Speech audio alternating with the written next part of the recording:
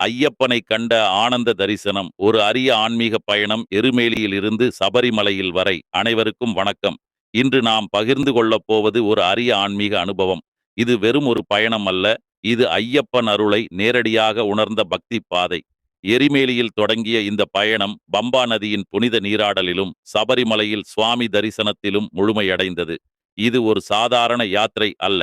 ஒவ்வொரு அடியிலும் பக்தியின் மூச்சும் ஐயப்பன் அருளின் துளிகளும் நம்மை தாங்கிய பயணம். இந்த வீடியோவில் எங்கள் கண்ணால் கண்ட, இதயத்தால் உணர்ந்த ஐயப்பன் தரிசன அனுபவத்தை முழுமையாக உங்களுடன் பகிரவிருக்கிறேன். இது ஒரு சாதாரண பயண அனுபவம் அல்ல. இது ஒரு ஆன்மீக கணம், ஒரு தியான பாதை, ஒரு பரவச தரிசனம். ஐயப்பன் தரிசனம் பெற்ற என் அனுபவத்தை எருமேலியில் தொடங்கி பம்பா நதியை கடந்து சபரிமலை சந்நிதி வரை, இந்த வீடியோ உங்களையும் அந்த அதிர்வுக்கும் ஆனந்த பரவசத்திற்கும் அழைத்துச் செல்லும். குருசாமி இருமுடி கட்டிய தருணம் மெய்சிலிர்க்க வைத்தது. பலமுறை சென்றிருந்தாலும் ஒவ்வொரு முறையும் அந்த நேரத்தில் மனதில் தோன்றிய அமைதியும் கடமை உணர்வும் சொல்ல முடியாத ஒன்று. அந்த தருணம் ஒரு புதிய வாழ்க்கையின் தொடக்கம் போல் உணரப்பட்டது. அனைத்து சாமிகளும் சேர்ந்து எழுப்பிய ஐயப்ப கோஷம் உடல் முழுவதும் புதிய சக்தியை கொடுத்தது. பயணத்தின் ஆரம்பம் எருமேலியில் பேட்டை துள்ளல். ஐயப்பன் மகிழ்ச்சியை வதம் செய்த பிறகு ஆடிய ஆட்டத்தின் அடிப்படையில் பக்தர்கள் சுவாமி திந்தகத்தோம், ஐயப்ப திந்தகத்தோம் என்று முழக்கமிட்டு ஆடிய ஆட்டம் ஒரு புதிய உற்சாகத்தை தந்தது. எங்கும் சுவாமியே சரணம் ஐயப்பா எனும் முழக்கம். சுவாமிகளின் உடைகள், துளசி மாலைகள் எல்லாம் ஒரு புனித தூய்மையை தந்தன. சுற்றிலும் பக்தர்களுடன் கருப்பு, நீலம், காவி உடைகளுடன் துளசி மாலை, இருமுடி எல்லாம் ஒன்று சேர்ந்த ஆன்மீக திரளாய் தோன்றியது. குழந்தை முதல் முதியவர் வரை ஒவ்வொருவரும் ஒரு அற்புதமான நம்பிக்கையோடு சுவாமியே சரணம் ஐயப்பா என முழங்கிக் கொண்டே வாபரை தரிசித்துவிட்டு எரிமேலி சன்னிதானம் வரை ஆடிக்கொண்டே வந்து ஐயப்பனை தரிசித்தது ஒரு பரவச நிலையை தந்தது.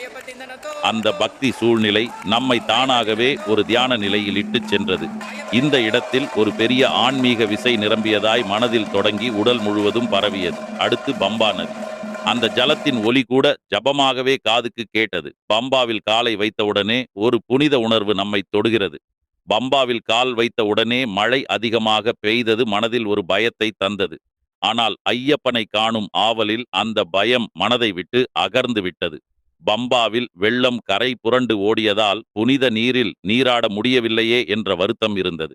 ஆனால் கொட்டும் மழையே பம்பா நதி நீராக நம்மை ஆசீர்வதித்தாக நினைத்து கொண்டோம். அந்த நதி வெறும் நீர் அல்ல, அது மனதை தூய்மையாக்கும் புனித சக்தி என்று சொல்லப்படுகிறது. முழு உடலும் மனதும் அந்த மழை நீரில் நனைந்த போது நம் பாவங்களும் பதற்றங்களும் அகங்காரங்களும் கோபங்களும் அனைத்தும் கடந்து போனதை உணர்ந்தேன். முடிவில் சபரிமலையை அடைந்தோம். நாம் சென்ற தருணத்தில் இரவு படிப்பூஜை நடந்து கொண்டிருந்தது. கூட்டம் அளவாகத்தான் இருந்தது. படிப்பூஜையை தரிசிக்க தரிசிக்க அதன் மகத்துவத்தை மனதில் உணர முடிந்தது. படிப்பூஜை முடிந்ததும் ஆரவாரம் இல்லாமல் பக்தர்களை புனித படி ஏறவிட்டனர். 18 படிகள், ஒவ்வொன்றும் ஒரு ஒளியாக, ஒவ்வொன்றும் ஒரு புத்துணர்ச்சியாக இருந்தது. ஒவ்வொரு படியும் ஏறும்போதும் ஒரு புதிய ஆன்மீக உணர்வு, ஒவ்வொரு படியிலும் ஒரு தத்துவம். 18 பழக்கங்களை வெல்லும் 18 உள்மன அடுக்குகள். அந்த படிகளை ஏறும்போது நம்மை சுற்றியுள்ள உலகமே மறைந்து பக்தி மட்டுமே உள்ளதாக உணர்ந்தேன். அந்த மேல் நோக்கும் ஒவ்வொரு அடியும் ஐயப்பா நான் வந்துவிட்டேன் என்ற உணர்வோடு சந்நிதிக்கு வந்ததும் அங்கு உயிரோடு நின்ற சுவாமி, அந்த கண்களில் என் எண்ணங்களும் பிரார்த்தனையும் காணப்பட்டது. மனம் நிம்மதியாய், கண்கள் கண்ணீரால், ஆன்மா வியப்பால். அதுவே தரிசனத்தின் மிகப்பெரிய சக்தி. எந்த ஆசையும் வேண்டாமென்றே தோன்றியது ஐயப்பனை ஒரு கணம் பார்த்ததும். அந்த சந்தர்ப்பம் வாழ்க்கையில் மறக்க முடியாத நிமிடம். ஐயப்பன் சந்நிதியில் நிற்கும் அந்த தருணம் கண்கள் கண்ணீரால் நிரம்பியது. பல வருட ஆசை, தவம், நம்பிக்கை எல்லாம் ஒரு புனித தரிசனமாக கண்ணெதிரில். பல வருடங்கள் வந்திருந்தாலும் அதே தருணம். இது ஐயப்பனின் மகிமையை தவிர வேறெதுவும் இல்லை. ஐயப்பனை கண்ட கண்கள் மனதை நெகிழ செய்தது. அந்த நிமிடம் வாழ்க்கையில் மறக்க முடியாததாகவே உள்ளது. ஒரு கணம் ஆனந்தமும் அமைதியும் கலந்த புனித தரிசனம். பல வேண்டுதலோடு வந்திருந்தாலும் அனைத்தும் மறந்துவிட்ட தருணம். ஐயப்பன் நம்மை பார்த்து, நான் உன்னை பார்த்து விட்டேன், எல்லாம் நான் பார்த்து கொள்கிறேன் என்று அந்த நொடியில் சொல்வதாக ஏற்பட்ட உணர்வில் மனமும் உடலும் ஆடிவிட்டது. இந்த பயணம் என்னை கட்டி எடுத்தது. ஐயப்பன் தரிசனம் என்றால் அது ஒரு விசுவாசத்தின் வெற்றி. சபரிமலைக்கு வந்த பிறகு நம் வாழ்க்கையின் நோக்கமே மாறிவிட்டது போலிருந்தது. மனதுக்கு அமைதி, உடலுக்கு சுறுசுறுப்பு, ஆன்மாவுக்கு பூரிப்பு, இவை அனைத்தும் இந்த யாத்திரையில் கிடைத்தன. இது ஒரு வருடத்தில் ஒரு முறை மட்டும் செய்ய வேண்டிய யாத்திரை அல்ல. இது வாழ்நாள் நினைவாகக் கூடும் ஒரு புனித பயணம். தரிசனம் முடிந்ததும் முன்பு இருந்த கோபம் குறைந்தது, சிந்தனை தெளிவானது. நாம் எப்போதும் தேடிக்கொண்டிருக்கும் அமைதி நம்முள் இருந்தது என்பதை உணர வைத்தது இந்த பயணம். ஒவ்வொரு வருடமும் இதே உணர்வுதான் ஏற்படுகிறது. ஐயப்பனின் சன்னதியில் நம் கண்கள் அந்த தெய்வீக ஒளியை பார்க்கும்போது நம் உடல் வியர்த்தாலும் உள்ளம் எளிதாகி ஆனந்தத்தில் நனைந்து விடுகிறது. அந்த தரிசனம் என்பது நம்மை மாற்றும் தரிசனம். அது ஒரு வழிபாடு அல்ல, அது ஒரு உயிர் முழுக்க பதிந்த அனுபவம்.